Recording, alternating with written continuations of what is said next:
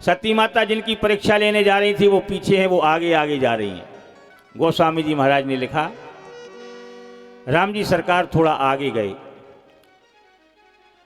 और जाकर के देखा तो सती माता को दूर से प्रणाम कर दिया। जो रे पानी प्रभु कीने प्रणामो, चोरे पाने प्रभु कीने प्रणामो, पिता समेत लीने निज नामो, पिता समेत लीने निज नामो।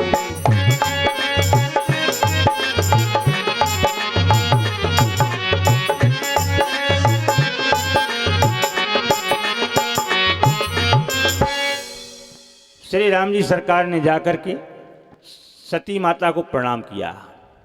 मैं चक्रवर्ती महाराज दशरथ का पुत्र राम तुम्हें प्रणाम करता हूँ। फिर भी सती माता नहीं समझ पाई कि राम जी ने हमको जान लिया। राम जी ने दोबारा एक ऐसा शब्द बोल दिया कि सती माता ने भागना शुरू कर दिया। श्री राम जी सरकार बोले काहे वो बहोर, कहाँ वृष के तू, विपिन अकेली फिरौ कही है तू। वह धर्म का झंडा फहराने वाले भोले बाबा कहाँ हैं और तुम अकेली वन में घूम रही हो। सती माता समझ गई, इन्होंने हमको पहचान लिया है। सती माता ने भागना शुरू कर दिया। अब राम जी सरकार ने विचार बनाया, सती को कुछ ना कुछ तो अपना प्रभाव दिखाना पड़ेगा।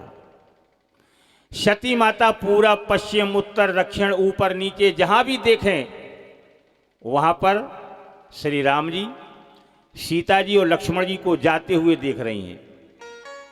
सती ने विचार किया, अभी थोड़ी देर पहले ये रो रहे थे, सीता का हरण हो गया है, खोज रहे थे, वो ये तीनों जहां भी देखती हैं सती माता वहां पर श्री राम जी, सीता मैया और लक्ष्मण भैया को देखती हैं। घबरा गई सती, आंखों को बंद कर लिया, एक जगह बैठ गई। भगवान ने अपनी माया को दूर किया। सती माता भोले बाबा के पास पहुंची। भोले बाबा ने पहुंचते ही पूछा, सती परीक्षा ले ली? तो सती माता फिर झूठ बोल गई। सती माता झूठ बोली और कहने लगी सती माता भोले बाबा से, बोले कछु ना परीक्षा लीने गोसाई, कछु ना परीक्षा लीने गोसाई, लीने प्रणाम तुम्हारे नाई, लीने प्रणाम तुम्हारे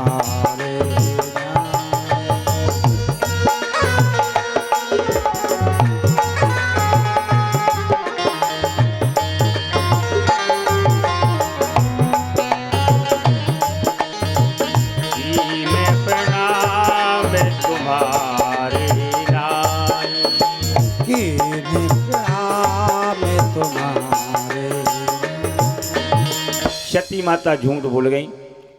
सती मैया ने कहा, कछु न परीक्षा लीन गुसाई, कीन प्रणाम तुम्हारे नाई। जैसा आपने प्रणाम किया था वैसा हमने भी प्रणाम कर लिया। भोले बाबा ने कहा, सती जब तुम्हें प्रणाम करना ही था तो जब हमने प्रणाम किया था उसी समय कर लेना था, वहां तक प्रणाम करने के लिए चली गई। सती माता क्या उत्तर दें। भोले बाबा जान गए सती ने सीता का रूप बनाकर के राम जी की परीक्षा ली है, संकल्प कर लिया। भोले बाबा ने संकल्प किया कि जब तक सती का यह शरीर रहेगा तब तक हमारा और सती का, पति और पत्नी का जो रिश्ता है वह नहीं होगा। यह तन सती भेंट मोह नाही, यह तन सती भेंट मोह नाही, यह तन सती भेंट मोह नाही। शिव संकल्प कीन मन माही, शिव संकल्प कीन मन माही।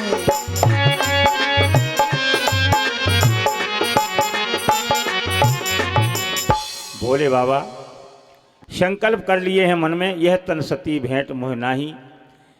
भोले बाबा ने आंखों को बंद किया, समाधि लग गई।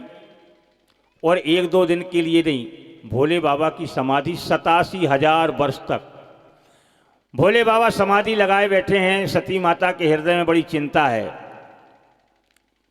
बार बार सती माता सोचती है मैंने कितनी बड़ी भूल कर दी, इससे अच्छा है कि यह मेरा शरीर छूट जाए। 87,000 वर्ष बीते हैं। उस समय पर सती माता के जो पिता हैं दक्ष महाराज, उन्होंने एक यज्ञ किया था और यज्ञ में भोले बाबा को निमंत्रण नहीं दिया।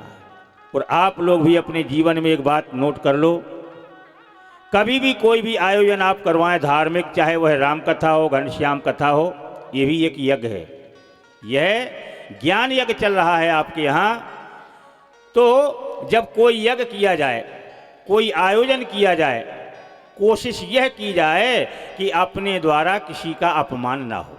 प्रथम बात, जितना बन सके उतना सम्मान हो जाए, अपमान किसी का ना होने पावे। नहीं तो रामचरितमानस में 6 यज्ञों का वर्णन आया है। 6, उन 6 यज्ञ में 3 यज्ञ सफल हो गए हैं और 3 यज्ञ विध्वंस हो गए। ये पहला यज्ञ सती माता के पिताजी कर रहे हैं दक्ष, अभिमान के सहित भोले बाबा का अपमान करने के लिए, इसलिए सफल नहीं हुआ। श्री दशरथ जी महाराज ने यज्ञ किया, 4 पुत्र प्राप्त हुए, जन कल्याण हुआ,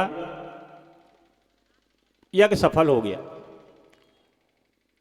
विश्वामित्र जी महाराज यज्ञ कर रहे हैं जन कल्याण के लिए, संसार की भलाई के लिए, यज्ञ सफल हो गया, भगवान ने रक्षा की। नंबर 3, धनुष यज्ञ हुआ है जनकपुर में, महाराज जनक जी ने किया। श्री सीताराम जी का विवाह हुआ, संसार का कल्याण हुआ, यज्ञ सफल हो गया। तो ये और 2 यज्ञ हुए हैं लंका में, एक रावण ने किया और एक रावण के बेटे ने किया, लेकिन वह दोनों असफल हो गए, विध्वंस हो गए, सफल नहीं हो पाए। कहा क्यों? कहा जो यज्ञ किसी का अपमान करने के लिए, संसार को परेशान करने के लिए किया जाता है, जो कल्याण के लिए किया जाए, जन कल्याण के लिए, वह सफल है, और जो संसार को परेशान करने के लिए किया जाए वो असफल हो जाता है, उसकी भगवान रक्षा नहीं करते। तो लंका के राक्षस जो यज्ञ करते हैं वो संसार की भलाई के लिए नहीं करते, शक्ति प्राप्त हो जाए, फिर अत्याचार पापाचार फैलाते हैं, इसलिए वो यज्ञ सफल नहीं हो पाए। सती माता के पिता ने यज्ञ किया, भोले बाबा को निमंत्रण नहीं दिया। आसमान से होकर के विमान जा रहे हैं, उनमें सभी देवत अपनी देवियों के सहित यज्ञ में शामिल होने के लिए जा रहे थे। कैलाश पर्वत पर श्री शंकर भगवान, मैया पार्वती जी बैठे हैं, भोले बाबा समाधि लगाए हैं, आसमान से विमान जा रहे हैं। तो ये आपने देखा होगा, जैसे किसी भाई के यहाँ कोई शादी विवाह हो, किसी के लड़के की शादी हो और लड़के वाले ने गांव में जिसको निमंत्रण नहीं दिया होगा, बारात को ले जाने के लिए निमंत्रण नहीं दिया होगा, उसके घर पे लोग जरूर जाएंगे, तैयार होकर के उसके घर जरूर जाएंगे जिसको बुलाया नहीं है, और उसको क्या कहेंगे, क्यों भैया आपको बारात में नहीं चलना है क्या, अभी तक तैयार नहीं हुए। पता है उनको कि इनको निमंत्रण नहीं दिया गया, तो बेचारे को कितना खराब लगेगा। यही हाल हुआ, आसमान से जा रहे हैं विमान, और जब कैलाश पर्वत से निकलते थे तो सती माता को सुना सुना करके कहते थे। सती माता को बड़ा दुख हो रहा था। इतने में भोले बाबा की समाधि टूटी। गोस्वामी जी ने लिखा, राम नाम शिव सुमिरन लागे, राम नाम शिव सुमिरन लागे, राम नाम शिव सुमिरन लागे, राम नाम शिव सुमिरन लागे। जानी सती जगतपति जागे, जाने सती जनकोपति जागे, राम नाम शिव सुमिरन लागे। राम नाम शिव सुमिरन लागे।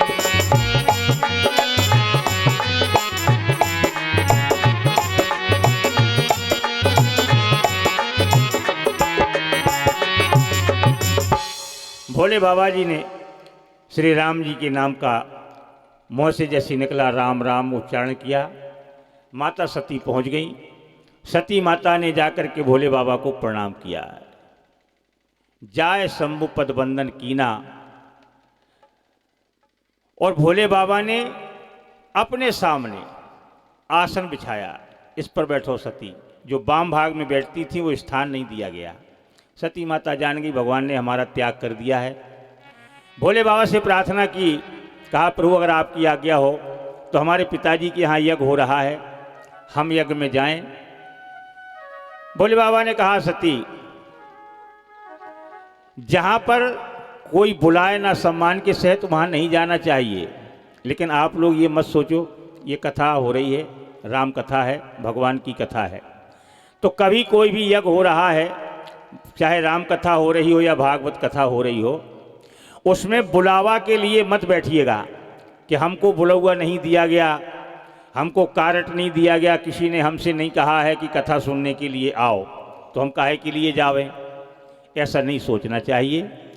गोस्वामी जी ने लिखा है, बोले यद्यपि विरोध है मान जहाँ कोई, और तहाँ गए कल्याण न होई।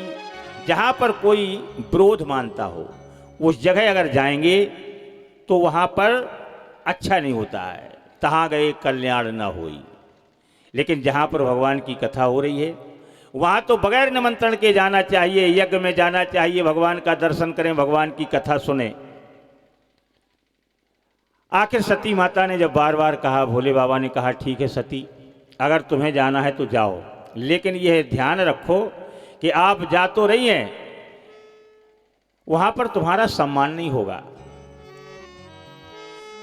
बिन बोले जो जाओ भवानी, बिन बोले जो जाओ भवानी, बिन बोले जो जाओ भवानी, बिन बोले जो जाओ भवानी।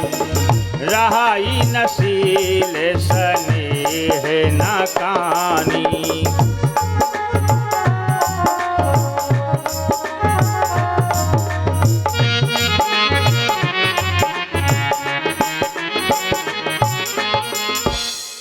भोले बाबा ने बहुत समझाया, बाद में भोले बाबा ने कहा ठीक है अगर तुम्हारी इच्छा है तो जाओ। सती माता अपने पिता के यज्ञ में पहुंची। वहाँ पर देखा भगवान शंकर का कहीं कोई स्थान नहीं था, सभी देवी देवता बड़े प्रसन्न थे। और जब सती माता पहुंची अपने मायके पिता के यहाँ, तो सिर्फ एक माता जी, सती की जो माता जी हैं वह तो प्रसन्नता से मिली, बकाया ना तो दक्षिणे बात की। और इनकी 27 बहनें थीं सती माता की,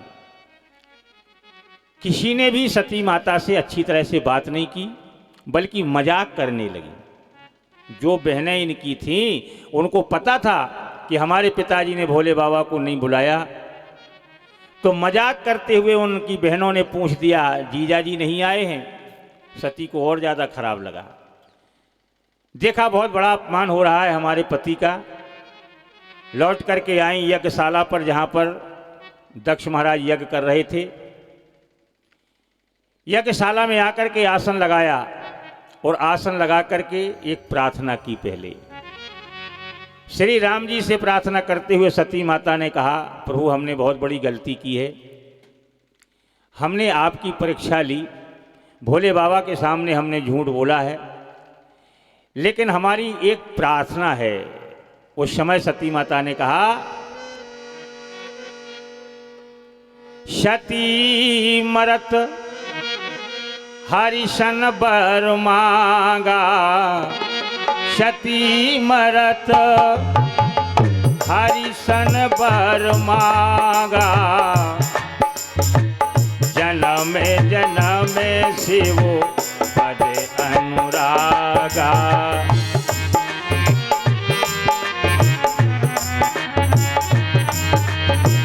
जन्म जन्म शिव पद अनुरागा।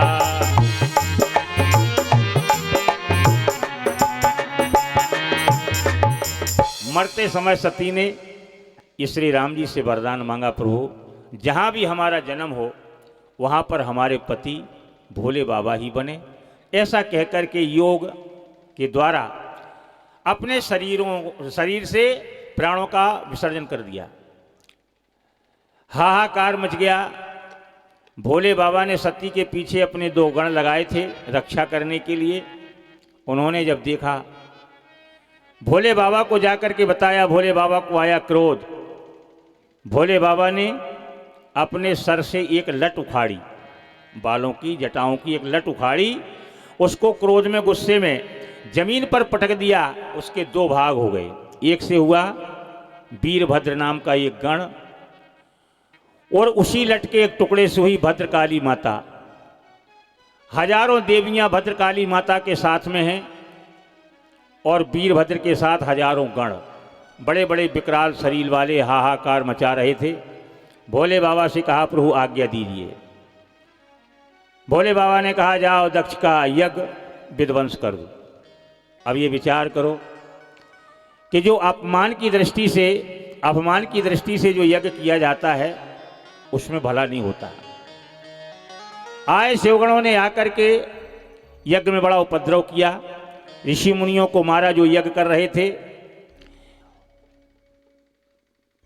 वीरभद्र ने आकर के दक्ष का सर काट दिया और हवन कुंड में डाल दिया।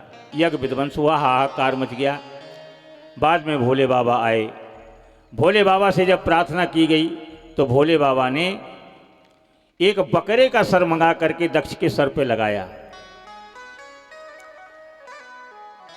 वहां पर भोले बाबा ने सती के मरे हुए शरीर को कंधे पर डाला और चल दिए। मोह ज्यादा हुआ। भगवान विष्णु ने अपने चक्र के द्वारा सती के उस मरे हुए शरीर के 51 टुकड़े किए। जहां जहां वो टुकड़े हमारे संसार में गिरे हैं माता सती के शरीर के, वहां पर सिद्ध पीठ बन गए। जहां हम और आप दर्शन करने जाते हैं, जैसे कलकत्ते की काली, विंध्यवासिनी, नैना देवी, चंडका माता, ज्वाला जी, ये सब सती माता के शरीर के टुकड़े हैं। वहां गिर गए, वहां पर शक्ति पीठ बन गया। भोले बाबा फिर समाधि लगा करके बैठ गए हैं। समय बीता। यहाँ पर सती माता के मर जाने के बाद इनका जन्म कहाँ हो, ये श्री राम जी सरकार सोचने लगे।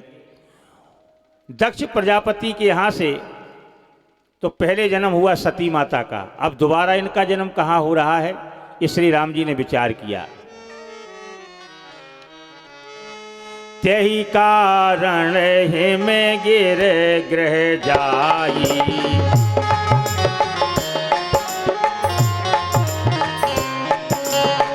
तेहि कारण में गिर ग्रह जाई, तेहि कारण में गिर जाई।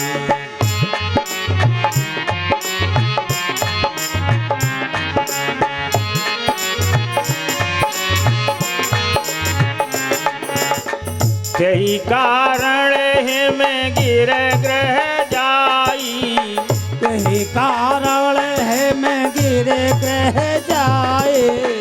जनमी पार्वती तन पाई, जनमी पार्वती तन पाई।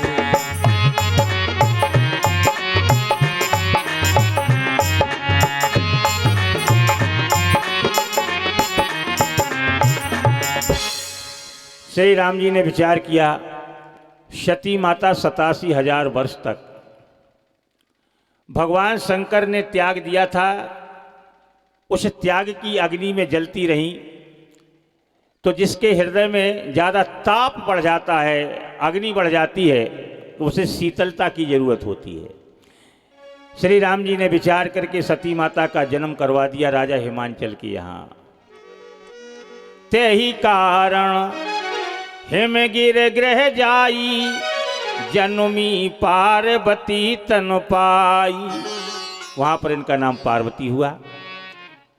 राजा हिमांचल, उनकी रानी का नाम है मैना।